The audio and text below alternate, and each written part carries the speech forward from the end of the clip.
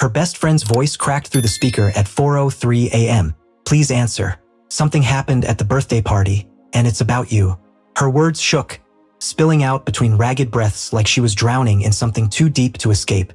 I stared at the phone vibrating on the nightstand, its glow cutting a thin, icy stripe across the dark room. My wife wasn't home. She hadn't been for hours. I didn't ask anything. I didn't soothe her. I just listened. Her sobs filled the room like a haunting, like a confession meant for no one. "There's a video. Everyone saw what she said about you, what she's been doing." She choked halfway through the sentence. She didn't know they were filming. She didn't mean for, just, "Please get here before." A burst of silence. Then a door slammed somewhere behind her. Another voice, one I recognized, sharp, panicked. And then the line cut off. I sat perfectly still, staring at my reflection in the dead black screen. A faint curl tugged at my mouth. Not happiness, not victory, recognition. Whatever happened tonight wasn't random, because the truth didn't unravel tonight. It started buckling the day she looked at me across our dining table. Eyes narrowed, voice measured, and said, "My friends think you're not impressive enough for me. They say I should aim higher." I remembered the pause of my fork in midair, the way her eyes hovered, waiting for a reaction. I gave her none. I only said, "Then go ahead." She mistook that for permission. She didn't realize it was the beginning. 2 weeks earlier, her words still lingered in the air like a disguised insult presented as guidance. "Not impressive enough. Am higher." She said it casually, like she was talking about the weather and not the man who held her through every quiet storm she dismissed. Her fingertips drifted around the rim of her glass, avoiding mine. It wasn't the message that hurt. It was how effortlessly she delivered it. I didn't respond. I didn't defend myself. She didn't deserve the effort. But later that night, as she slept beside me, face peaceful, untouched by the damage she'd done, I felt something shift. Not loud, just a clean, internal snap. People don't speak like that unless they've already stepped out of the relationship in their mind. Days moved by. She grew lighter around me, almost buoyant, like she was somewhere else when she smiled. Distant in the mornings, preoccupied at night. Her phone angled away from me whenever I walked past. Notifications silent. Her lipstick deeper. Her laughter sharper, performative. I noticed every change. Outwardly, I stayed still. When she left for work dinners, her perfume clung to her coat, mixed with a scent I didn't recognize at first. Sharp, metallic, male. My mind started assembling the map.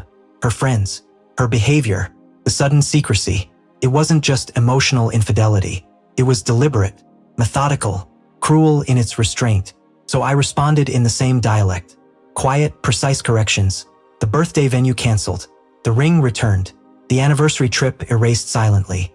All handled the same day. She told me I wasn't impressive enough. She never noticed. She never wondered why I was calm, why I observed her so closely, why none of the turbulence reached my expression. I started collecting truth the way a surgeon prepares for an incision. Slow, exact, ruthlessly clean. First, her phone's new habits. Always locked, always face down. Battery draining faster from background activity she pretended didn't exist. Second, her friends, the same ones who thought I didn't measure up. Their demeanor shifted, too, avoiding my eyes, speaking too politely. Guilt hung on them like fragrance. Third, her sudden devotion to the gym. 2-hour sessions. No sweat to show for it. I didn't confront her. Confrontation gives liars time to rearrange. Instead, I studied screenshots, cloud backups, restored deleted messages. Pattern formed. One name emerging too often. A colleague. Someone she'd once claimed annoyed her. Funny how irritation evolves when you're aiming higher. The final proof arrived quietly. Her best friend, ironically, gave me the first real hint without realizing it. A story post. A mirror reflection. My wife's hand tangled with another hand. Subtle but undeniable. My chest didn't tighten. My breath didn't catch. Just clarity. And within that clarity, I prepared. I gathered evidence. Deleted nothing. Said nothing. Betrayal only destroys people who cling. I had already let go. The truth revealed itself in a single synced file she didn't remember existed. Messages between her and him, mocking me, planning things while I worked late to pay for the life she paraded. Screenshots, photos, voice notes of her laughing, calling me boring, saying she deserved someone better, higher. I didn't print anything, didn't threaten, didn't explode. I waited. That evening, she came home. Hair mussed, the wrong shade of lipstick smeared along her collarbone. She found me sitting at the edge of the bed, holding her phone. I handed it to her gently. No anger. No expression. Unlock it, I said. She froze. Something inside her visibly splintered, like glass under pressure. Her hands trembled as she typed the code. When the screen brightened, her throat closed. She saw the folder. She saw what I saw. Her legs nearly gave out. I can explain. I watched her collapse. Didn't blink. You already did, I whispered. The truth sat between us, sharp as steel. I didn't raise my voice. I didn't accuse her. I simply stood, put on my coat, and walked past her shaking form. Where are you going?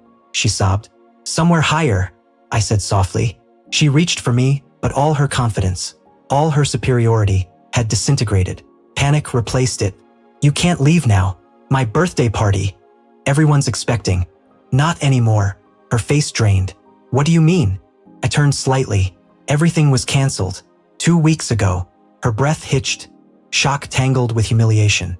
I left her standing in the wreckage she'd built with her own hands. The 4 a.m. call finally made sense. At her birthday party, without the venue, without the surprise, without the ring she bragged about, her friends confronted her. Someone played the video she thought was private. Every insult, every secret, every detail of her affair. She broke, completely. Her friend begged me to come. I didn't.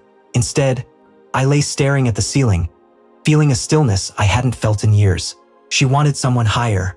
She fell lower than she ever expected. When the sun rose, I sent one final message. I may not be impressive enough for you, but I'm far too much for your truth. Then I turned off my phone and walked away from the version of myself that ever cared. The final break was clean, cold, perfect.